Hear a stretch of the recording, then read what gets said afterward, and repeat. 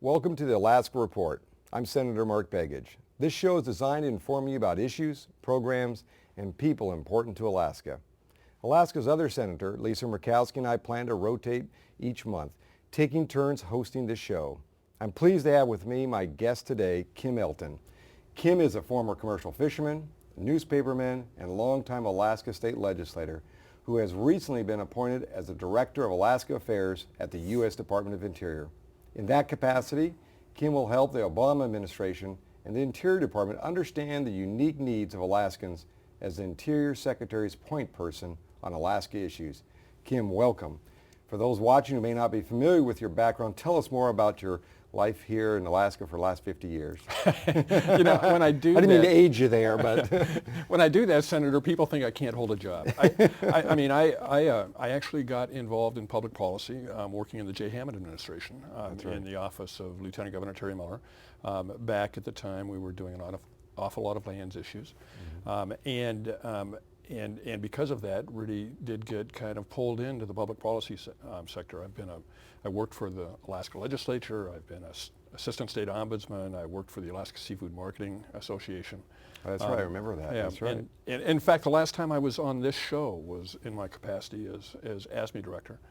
And for the last 15 years, I've been in the state legislature. Well, now you're back on the administration side. So going from a legislative body to the administration side is probably going to be a pretty big change. It is. I mean, for 15 years, whatever I have said has just come back on me. Right. I'm now working for a very dynamic team, including the Secretary of Interior.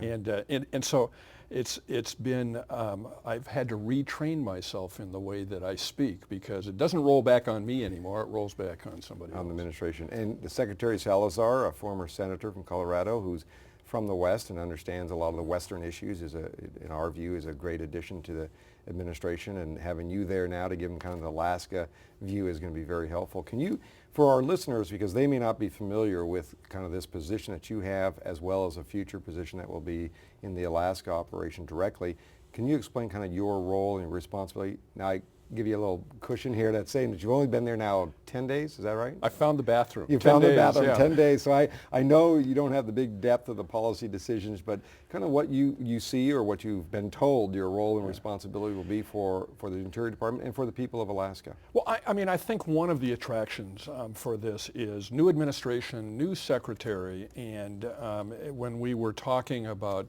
my possible appointment,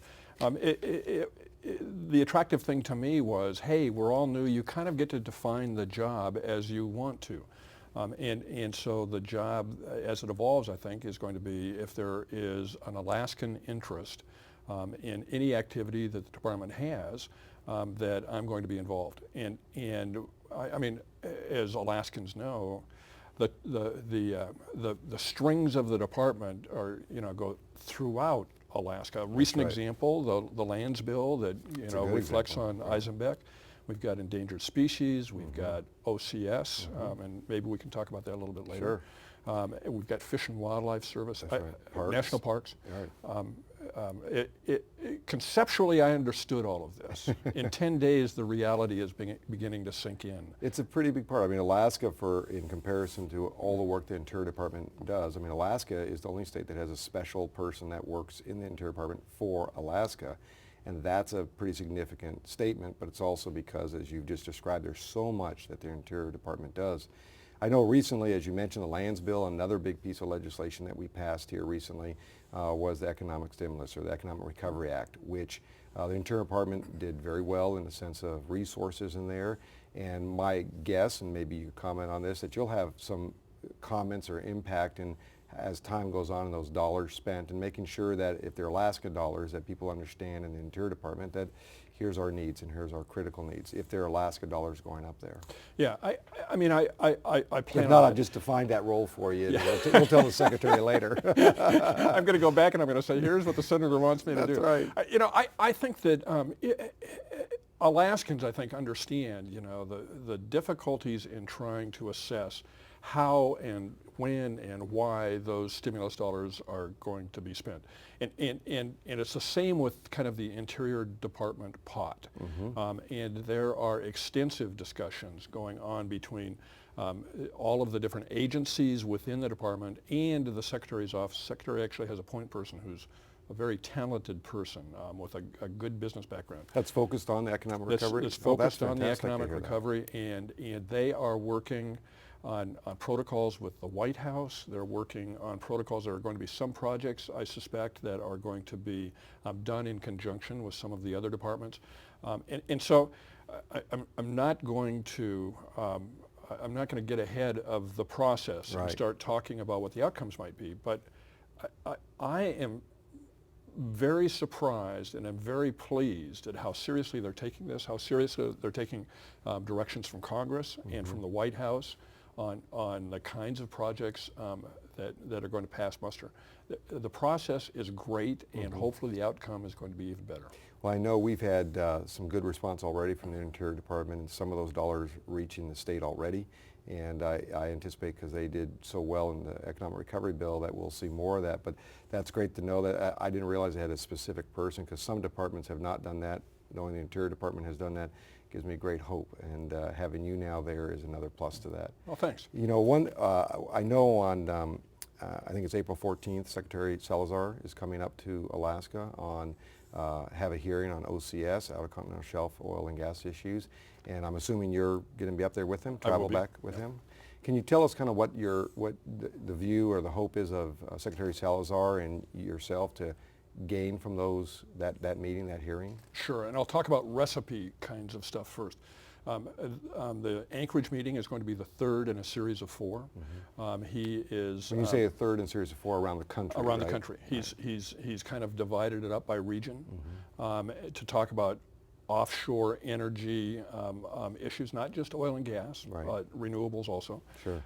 Beginning in New Jersey, moving to the Gulf Coast, then Alaska, and then San Francisco.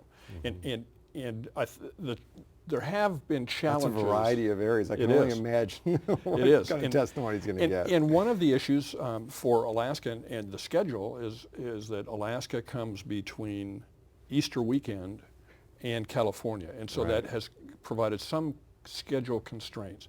But the Secretary has been insistent. He does not want to be in Alaska and just have meetings inside a building.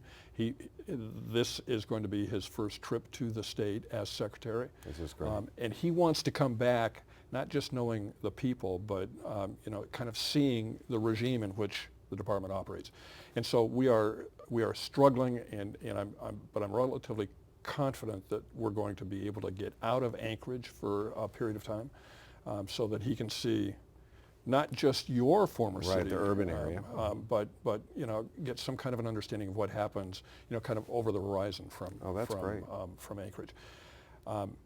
It has. Is it kind of a hearing and a listening process for him, or is it a back and forth that he wants to have? What's kind of your perception of? I know it's developing still. What the hearing will look like. The Mineral Management Service will be conducting they're kind of in charge of the recipe for the formal OCS hearings in which each is of an the different agency locations. in the Interior Department. Right. And that agency deals with the offshore issues. And so that's pretty prescribed. What we see in Alaska is not going to be different than what people see in New Jersey or Louisiana or California. In the process. In the process part of it.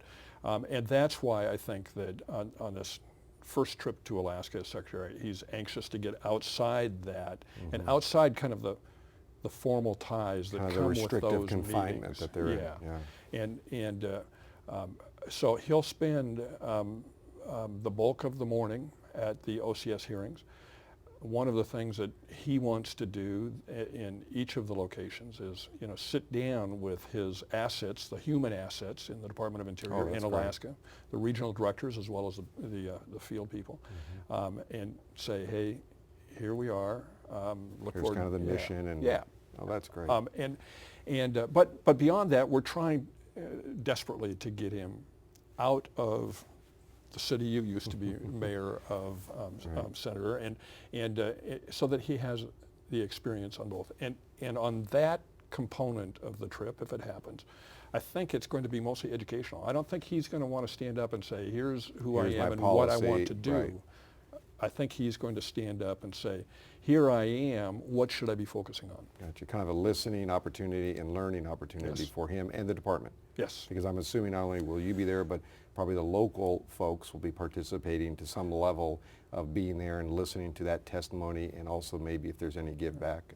Well, and the good news too is not only is it going to be Alaska staff, but there are going to be some very senior policy people From here, from DC going DC there. that also go very back. good. And the list is still evolving, but I mean they're going to be at the assistant or deputy secretary level.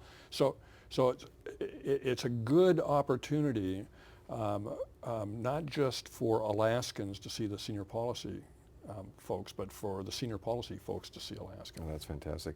Now, will you at times be coming back to Alaska? I know, and the reason I ask this is most people see you or have seen you as a Juneau senator and someone that may be very, localized, know the southeast area.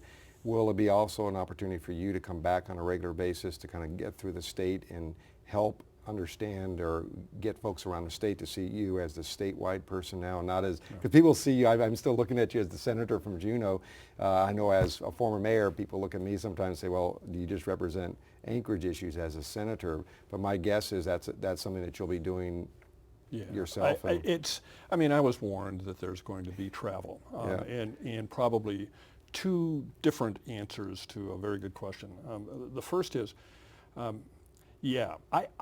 think one of the things that I bring to the department is I might not know all of the answers, but just, over the course of 15 years of serving in the Senate, I've gotten to know the people wherever they are in the state. And so if I don't know what I need to know, I know who I can call that can tell me what I need to know.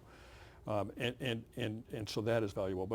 But I will also be coming back to the state a lot. I mean, I think that the Secretary and his policy staff understand that the constituency isn't the department. The constituency are the people that depend on the department to make things work, whether it's on the economic level or the environmental level.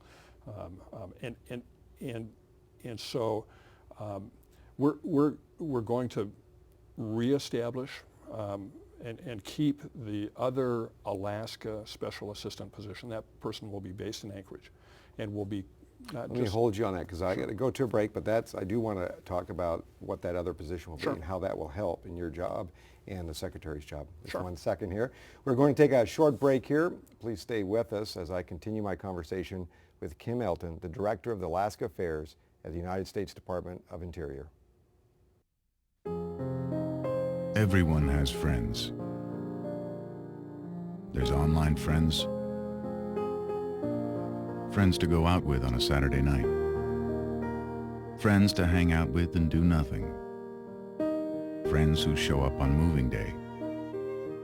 And then there are the friends who'll be there if someone is dealing with a mental illness. Are you one of those friends?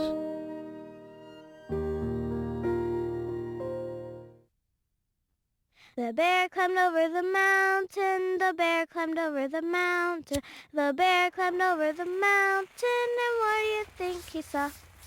What do you think he saw? What do you think he saw? The bear climbed over the mountain, the bear climbed over the mountain, the bear climbed over the mountain, and what do you think he saw?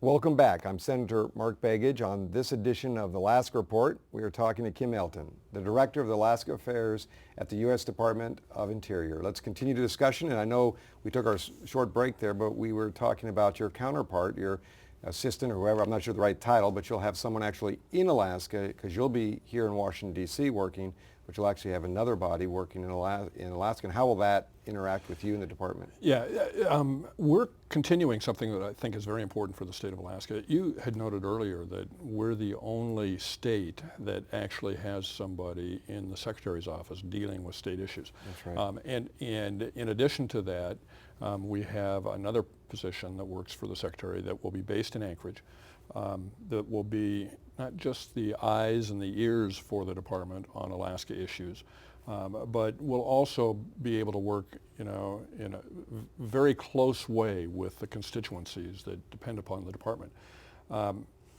We had a wonderful person that made a decision based on kind of family imperatives and retirement imperatives. And so we're now in the process of interviewing some other folks. I expect to do interviews when I'm back in the state. The Secretary will be in the state for a couple of days. I'm going to stay on both ends and talk to Interior folks, some of our constituent groups, and do some interviews. Excellent. So that we can get that person in place as soon as possible. And is the idea the Alaska person will be an Alaskan, someone from Alaska? Yes. Is that the goal? Absolutely. That's great. I think Alaskans ask me this all the time Yeah. when I get, like, who am I hiring?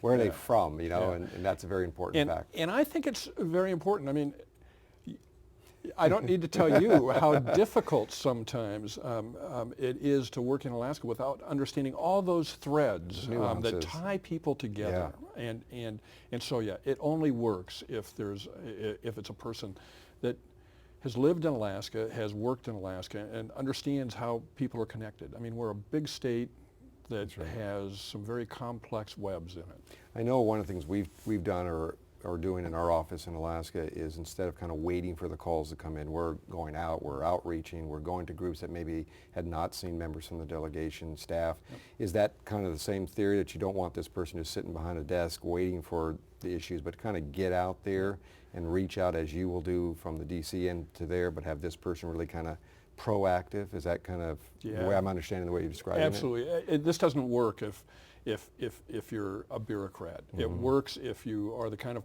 person who can not just listen and then relate back to Washington what's going on, but they have to be gregarious. They have to, there are so many different organizations in the state that have a very clear vision and very good ideas about where we need to go, whether it's on endangered species or oil development or legacy wells or forest, national parks. And you don't learn and you don't understand simply by waiting in your office for somebody to walk through the door. You have to be proactive. You have to be going to the meetings. You have to be, talking to the folks. And if you can't do that, you're probably not going to be able to give the kind of information that the Secretary needs when they make decisions. I know when I was mayor, I used to say, if people are coming up to the mayor's office, usually they're not coming up there for positive things. Right. They're usually up there to complain about something, so it's better to be out, try to be proactive. Yep. So that's good to hear that.